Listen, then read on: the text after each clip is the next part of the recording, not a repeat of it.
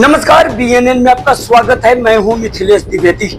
अफसर जब निरंकुश हो जाते हैं तो सवाल सरकार पर उठने लगते हैं, बदनामी सरकार की होती है। ऐसा ही एक मामला इन दिनों औराई क्षेत्र से खनन का सामने आया है।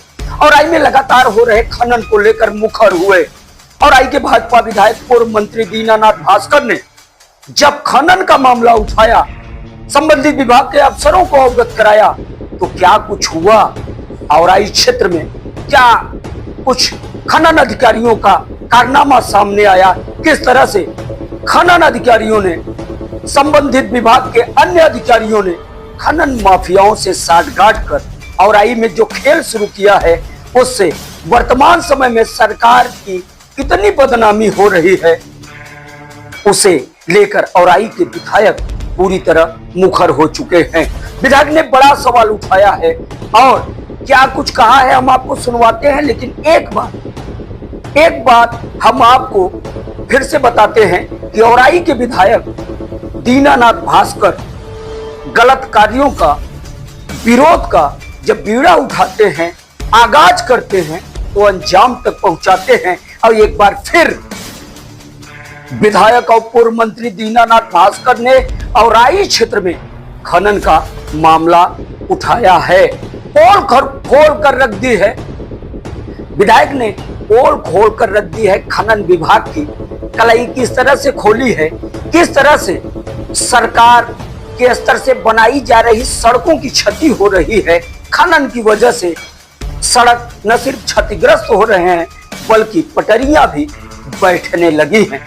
इतना ही नहीं, हादसे में खनन वाहनों के चलते अब तक हुए हादसे में कई मौतें हो चुकी हैं, कई लोग घायल हो चुके हैं। फिर भी प्रशासन के संबंधित विभाग के अफसरों की नींद नहीं टूट रही है। ऐसे में औराई विधायक ने बड़ा मामला उठाते हुए क्या कुछ कहा है, आइए सुनवाते हैं। साथियों, मेरे विधानसभा क्षेत्र 394 औराई में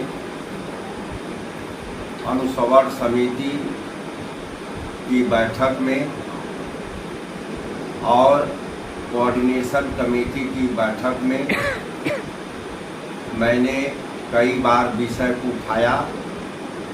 व्यक्तिगत सभी संबंधित अधिकारियों को मैंने कहा भी है। इसके बावजूद भी कोलाहलपुर,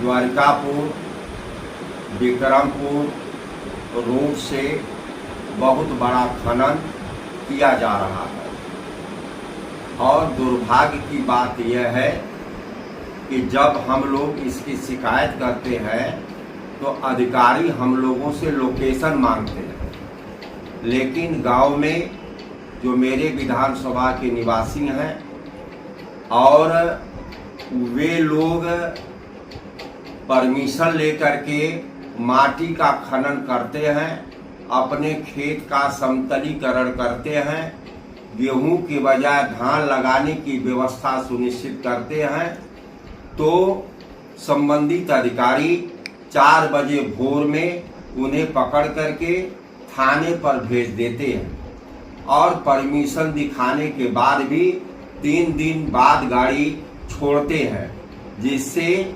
जेसीबी मशीन का 3 दिन का नुकसान होता है, ट्रैक्टर का भी 3 दिन का नुकसान होता है। जबकि नियमों के अनुसार चलने के बाद भी संबंधित अधिकारी गाड़ियों को 3 दिन तक बंद रखते हैं। इससे जनता का हरासमेंट करते हैं, किसानों का हरासमेंट करते हैं। लेकिन पेशेवर लोग जब द्वारिकापुर, कोलाहलपुर, विक्रमपुर रोड से खनन करा रहे हैं और साथ ही साथ नेवड़िया रोड से खनन कराकर मिट्टी मेरे क्षेत्र में आ रही है, तो इसकी शिकायत करने के बाद संबंधित अधिकारी मुझसे लोकेशन मांगते हैं। लोकेशन देना विधायक का काम नहीं है। विधायक को अगर जनता ने अपनी परेशानी बताया तो विधायक संबंधित अधिकारी को उसकी सूचना देता। लेकिन जो है, जब वहां अधिकारी पहुंचते हैं तो न कोई ट्रैक्टर मिलता है और न कोई जेसीबी मशीन मिलती है। अर्थात जो वहाँ जाता है जांच करने, उसी में का कोई न कोई अधिकारी उन लोगों को बता देता है, जिससे जेसीबी मशीन भी हटा दी जाती है, ट्रैक्टर भी हटा दिया जाता है, कोई नहीं पकड़ा जाता है। तो जो मजिस्ट्रेट स्तर पर लोग जो है काम कर रहे हैं, जो पुलिस विभाग में लोग काम कर रहे हैं, तो यह लोग महीना लेते हैं और महीना लेकर के और जो है जेसीबी मशीन चलवा रहे हैं, ट्रैक्टर भी चलवा रहे हैं।